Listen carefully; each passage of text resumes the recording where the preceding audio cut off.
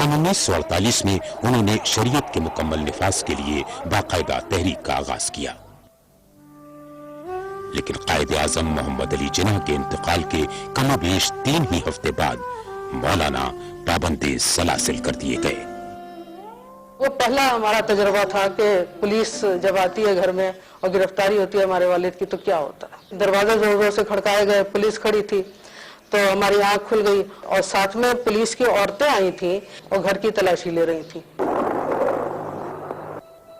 पाकिस्तान के पहले दस्तूर को इस्लामी खतूत पर इस्तेवार करने और मार्च 1949 में दस्तूर साज असेंबली में करारदाद मकासिद की मंजूरी में दीगर उलमा के साथ साथ मौलाना मौदूदी का भी अहम और नुमाया किरदार रहा। मौलाना मौदूदी को कई बार कैदोबंद की सौबतें बर्दाश्त करना पड़ी।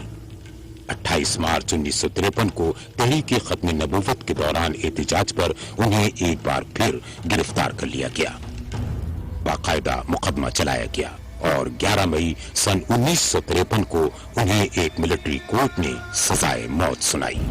मौलाना मौदूदी अमली तौर पर इसमें शरीक नहीं हुए, लेकिन उन्होंने एक कादियानी मसले के उन्वान से एक पंफलेट लिखा। उस पंफलेट लिखने की पादाश में उन्हें गिरफ्तार किया गया। वो जेल में काफी अरसे रहे इस इल्जाम में कि उन्होंने बगावत पे उकसाया लोगों को मजहब के नाम पे, और इसी नाम नहाद जुर्म पे उन्हें सजा मौत दी गई। अहलिया को बज़रिए अखबार अपने शौहर की सजा का इल्म हुआ। उस वक्त वो अपने बच्चों के लिए नाश्ता तैयार कर रही थीं। हमारे बड़े भाई जो थे वो अखबार लेके अंदर आए, हमारी वालदा का चेहरा सुर्ख हो गया, अखबार फौरन छुपा लिया। तो हमारी समझ में नहीं आ रहा था कि इस अखबार में क्या है कि एकदम घर का माहौल ही बदल गया। मौलाना मौदूदी को जब इस सजा के खिलाफ रहम की अपील दायर करने के लिए कहा गया तो उन्होंने अपील करने से साफ इनकार कर दिया। उनका ये जो एक नॉन कॉम्प्रोमाइजिंग रवैया था वो काबिल तहसीन था और उन्होंने सजाए मौत को भी बड़ी यानी एक आसान तौर पर लिया। कोई उसके तज़दाद नहीं पैदा हुए, कोई उसकी यानी कहना चाहिए ग्रेविटी नहीं थी। कॉज इतनी बड़ी कॉज थी, इतनी लार्जर कॉज थी कि उस कॉज के लिए ये तो कम से कम कुर्बानी हो सकती थी। आलम इस्लाम में इस सजा के खिलाफ शदीद रद्द अमल पाया गया। कई मुल्कों में मुजाहिरे हुए। यूं सजाए मौत उम्र कैद में बदल गई। असीरी के दौरान उन्होंने तफहीमुल कुरान की तौसीह का काम जारी रखा, जिसका आगाज उन्होंने 1942 में किया था। 28 अप्रैल 1955 के दिन तकरीबन 2 साल की कैद के बाद मौलाना मौदूदी आला अदालत के हुक्म पर रिहा कर दिए गए।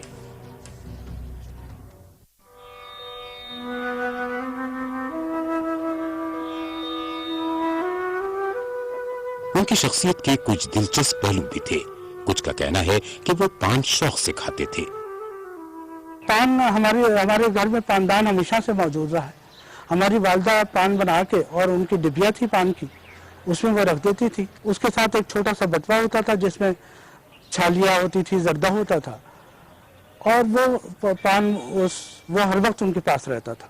जब वो अमेरिका पहली मरतबा सफर के लिए गए हैं तो मेरे ज़िम्मे ये काम हुआ और उस बात को उन्होंने एक बड़े दिलचस्प फारसी के मिसरे से कहा कि अव्वली पुरसिश पान बूद। साथी ने कहा अव्वली पुरसिश नमाज बूद, तो उन्होंने कहा कि अव्वली पुरसिश पान बूद। तो मैंने पूरी कोशिश की कि उस जुड़ महीने के क़याम के दौरान हर हफ्ते उनको सप्लाई पान की मिलती रहे। साथियों के साथ खाना पीना उन्हें बहुत अच्छा लगता था। अक्सर उनके घर दोस्त अहबाब शब्देग पर मदऊ होते। जिस वक्त ये शूरा का इजलास होता था तो कभी शब्देग होती थी और हलवा सोन बनवाते थे बड़े शौक से। उनको खासतौर पर जो नहारी बहुत ज्यादा पसंद थी। जब भी उन्हें फरमाइश करनी होती थी तो वो नहारी की फरमाइश करते थे। मौलाना की तसानीफ और अफकार ने वो शोहरत हासिल की कि मगरिब व मशरिक से उठने वाली अनगिनत इस्लामी तहरीकों ने उन्हें अपना कायद तस्लीम किया। देखिए, जो बड़े बड़े इंटरनेशनल स्कॉलर्स गिने जाते हैं 20वीं सदी के, और ख़ास तौर पे जब कम्युनिज्म के खिलाफ जद्दोजहद हो रही थी 50s 60s में, तो उसमें मैं समझता हूँ कि अगर 3-4 बड़े नाम आएंगे उसमें उनका भी मुकाम आता है। लंदन में, अमेरिका में, जहाँ भी कहीं कोई अगर पाकिस्तान की कोई किताबें, पाकिस्तान के ऑथर्स की किताबें तलाश करनी हो तो वहाँ पे शेल्फ में पड़ी हुई और किसी ऑथर की एक आध की हों, लेकिन मौलाना की जरूर होती है। मौलाना मौदूदी जनरल अय्यूब खान के नाफिज करदा आइन की सेकुलर साख्त के मुखालिफ थे। 25 अक्टूबर 1963 को इस सिलसिले में मौलाना मौदूदी की ज़ेर सदारत लाहौर में एक जलसा मुनक्किद किया गया। तकारीर का सिलसिला जारी था कि अचानक जलसा का फायरिंग से गूंज उठी। ये मौलाना पर एक बड़ा हिरासत हमला था। मौलाना महफूज रहे, लेकिन एक नौजवान शहीद हो गया। चंद दिनों बाद ही अय्यूब हुकूमत ने जमात इस्लामी को खिलाफ कानून करार दे दिया और मौलाना एक बार फिर अपने साथियों समेत जेल भेज दिए गए। तकरीबन 9 माह बाद उन्हें अदालत उज़्मा के हुक्म पर रिहा कर दिया गया।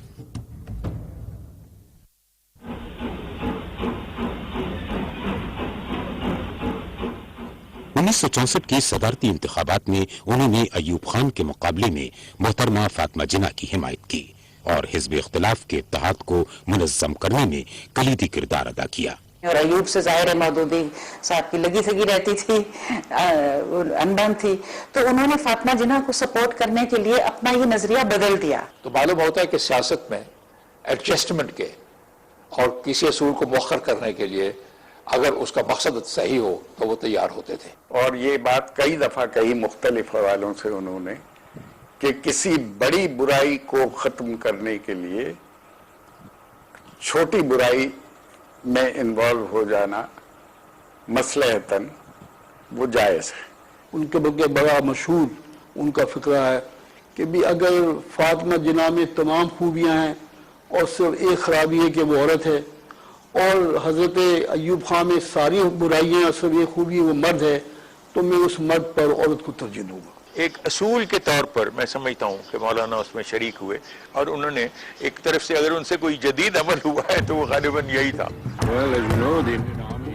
29 जनवरी 1967 में ईद के चांद पर अय्यूब हुकूमत के ऐलान की मुखालफत के जुर्म में मौलाना मौदूदी एक बार फिर गिरफ्तार हो गए। जब जमहूरियत हलाल कमेटी ने चांद का देखा और ऐलान किया तो अय्यूब खान साहब के कान में किसी ने ये फूंक दिया था कि 2 खुतबे जो होते हैं वो हुकूमत पे भारी होते हैं। उस जुमे के खुतबे से बचने के लिए अय्यूब खान साहब ने यह ऐलान कर दिया कि कल ईद होगी। ये चूंकि बिल्कुल गलत था, चांद नजर नहीं आया था, तो मेरे बयान उसी वक्त उठ के खड़े हुए शदीद गुस्से में, और उन्होंने कहा कि अब कुछ करना ही पड़ेगा। तो अब्बाजान ने अखबारों में स्टेटमेंट भिजवाया था कि मैं जुमे की ईद करूंगा, कल चांद नहीं हुआ है और मैं ईद की नमाज नहीं पढ़ूंगा।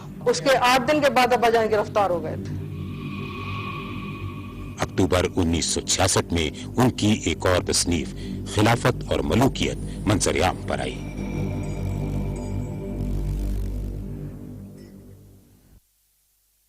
कहा जाता है कि किसी मुखालिफ की राय को सुनने और उसे बर्दाश्त करने के मामले में उन्हें हैरत अंगेज हद तक कमाल हासिल था।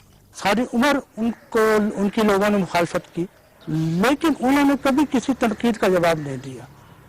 वो कहते थे कि मैं इनकी बातों का जवाब दे के अपनी आकबत नहीं खराब कर सकता।